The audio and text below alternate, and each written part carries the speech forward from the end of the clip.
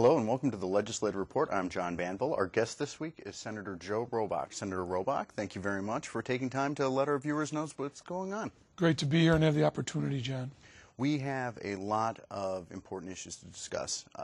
The New York State Senate has really taken an aggressive stand to protect taxpayers with this new session, where there are a lot of things happening that are designed to improve the lives of New Yorkers across the state. Can you tell us some of the important legislation that you've been working on? Yeah, certainly. There's no question. Last week or recently, we delivered and passed almost, not quite, there was 21 no votes from my New York City colleagues, which kind of surprised me, but we passed the property tax cap bill, which I'm happy about for a number of reasons. One, I believe, almost approaching 90% of the people where I live said their biggest priority was doing something about escalating property taxes. Wherever I was in my district, and I don't even mean just during the campaign time, I mean in everyday life, attending meetings in the district, interfacing with people, even eating with my family at a restaurant, people are always talking about high property taxes in Rochester, and I know that goes on, especially all across upstate New York, even Rockland, Westchester, the Long Island regions as well. And so it's really something that I would just say it this way. The public was requesting it. I'm glad we delivered on it. And I'm also very glad because many people have spoken about property tax cap before the election.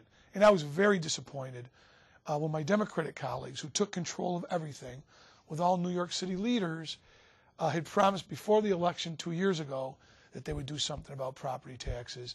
And then when they had the opportunity, didn't.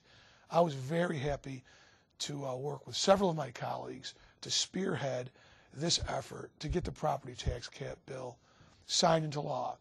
Now, people are asking me, well, Joe, that's great that you got it passed in the Senate. What's going to happen? The new governor, Cuomo, has said he supports it and will sign it. We're trying to work in conjunction with him. Even Sheldon Silver has done about face, at least in words, who had earlier said he was opposed to property tax cap and that relief, and now saying he will do it and is going to try to work with the governor. But now we have to really hold his feet to the fire and try and do all we can to try and make sure that happens. And I think it's critically important. And I hope, it's interesting as we watch the print media and newspapers, and if you're listening, nothing is more important to the people in Rochester than controlling property taxes. If we had a property tax cap in place, let's say 10 years ago, they're averaging in upstate New York that it roughly would have been a 22% savings to homeowners across upstate New York. And while people have said, we need this form or that form, or not what the governor wanted or not what this group wanted, the reality is the time to do something is absolutely now.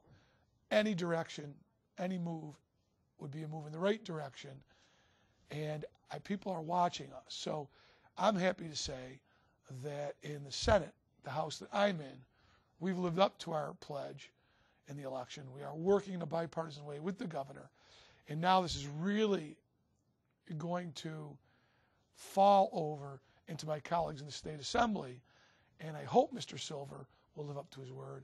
But I would encourage every rank and file member of the Senate.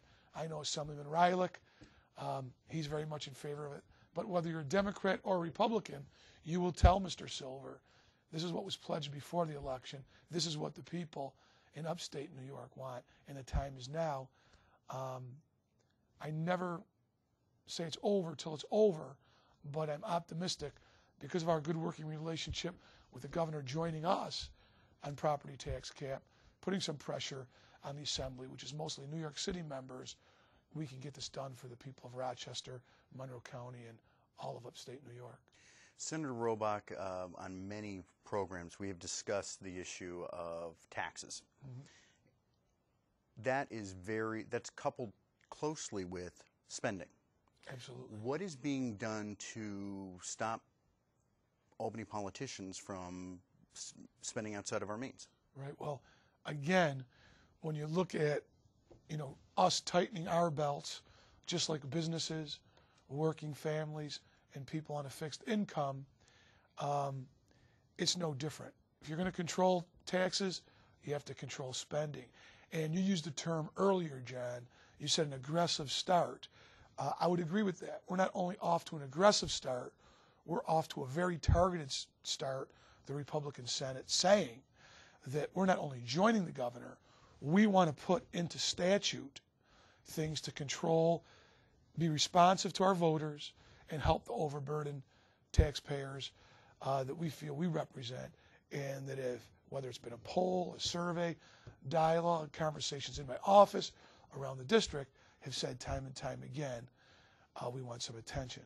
So in addition to the property tax cap, we have also done a constitutional cap on spending that says you couldn't continue to grow the budgets as we have in the past well above the rate of inflation.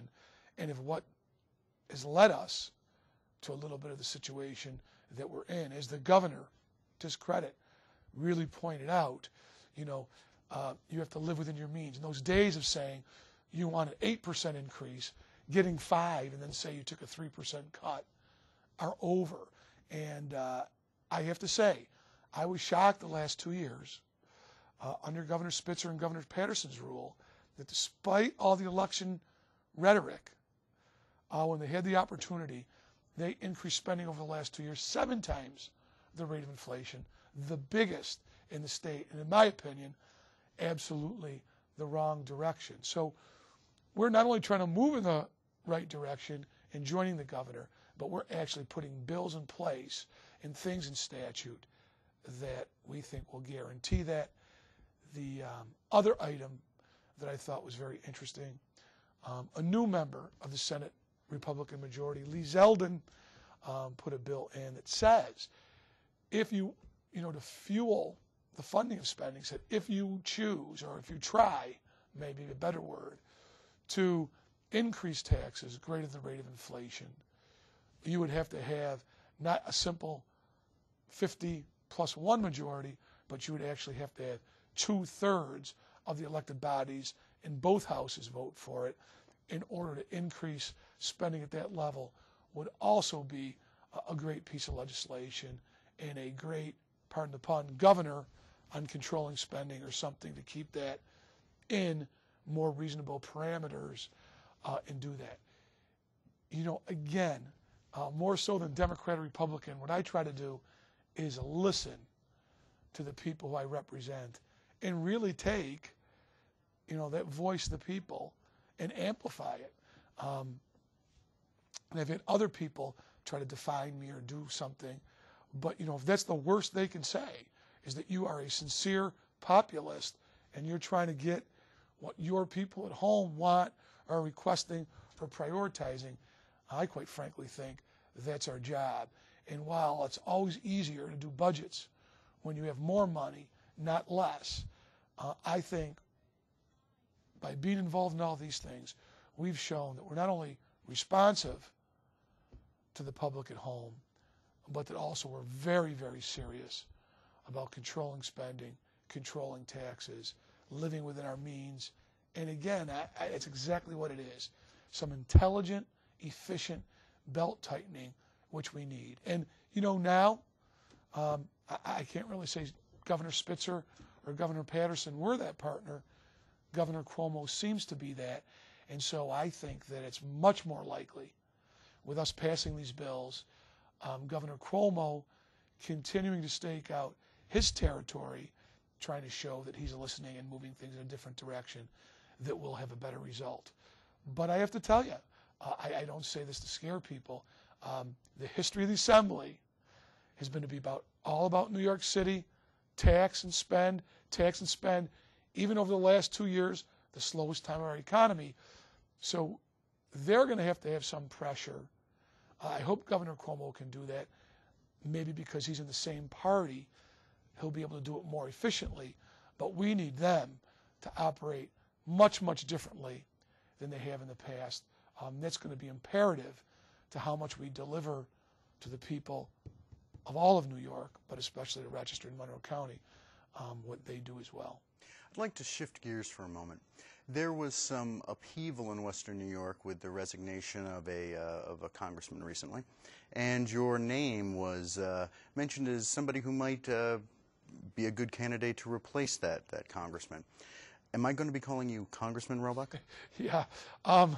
You never know, life is long, but on a serious note, yes, no one could have foreseen what had transpired with Congressman Lee, who resigned abruptly with some personal issues, and that really sent the whole talk show circuit, public, really talking, and it kind of got to be a little bit somewhat of some uncertainty and a little bit of a frenzy as to who might replace him. Living in that district, interfacing with a lot of people, it was both humbling and flattering at the same time, when a lot of people really did reach out to me and say, you know, we think that you'd be good, you should consider this. You know, it came up in different places, so we had to certainly answer the question. And obviously there's very, very important things going on at the federal level of government, what we're doing with foreign policy, you know, what we can do to create private sector jobs and what's going on with the economy, even the whole healthcare debate. Very, very important things that not only going to affect us today, but are going to affect my children and generations to come. At the same time, I guess I'd call it a good problem. I hope we're right at a crossroads in New York, and we're about ready to turn the corner back to a little bit more sympathetic to the taxpayers of New York, with a little more focus on upstate New York and Rochester, and so it's very important to be involved in that too. So at this point in time, I really chose, I believe, for all the right reasons, that, again, with the majority only being 32-30, and our majority being mostly upstate members, I wanted to keep that at least for now. In another year, there may be all kinds of new lines. Who knows who will run for what? But I can assure you of this, that whatever I choose, I really will be very well thought out and give it 100%, and more so than any political leader or party, I'll be working with everyday citizens, everyday people, putting them first and taking my case right to them. This time, it was really the party leaders, the chairman of the party, in this abbreviated process that will be nominating both the Republican candidate and the Democrat, and then there'll be a special election when the governor decides to call for that special election. And I would just like to say one other thing. I hope, unlike Governor Patterson, who I thought really did a terrible thing of denying the people in the old Eric Massa seat, the eastern part of my district, representation for over a year because he refused to call a special election because he felt it would be advantageous to the candidate in his party. I don't believe Governor Cuomo will do that. I think he'll call for the special. Well, Senator Robach, I want to thank you very much for your time and letting our viewers know what's going on. Sure. And we'll see you soon. Thanks.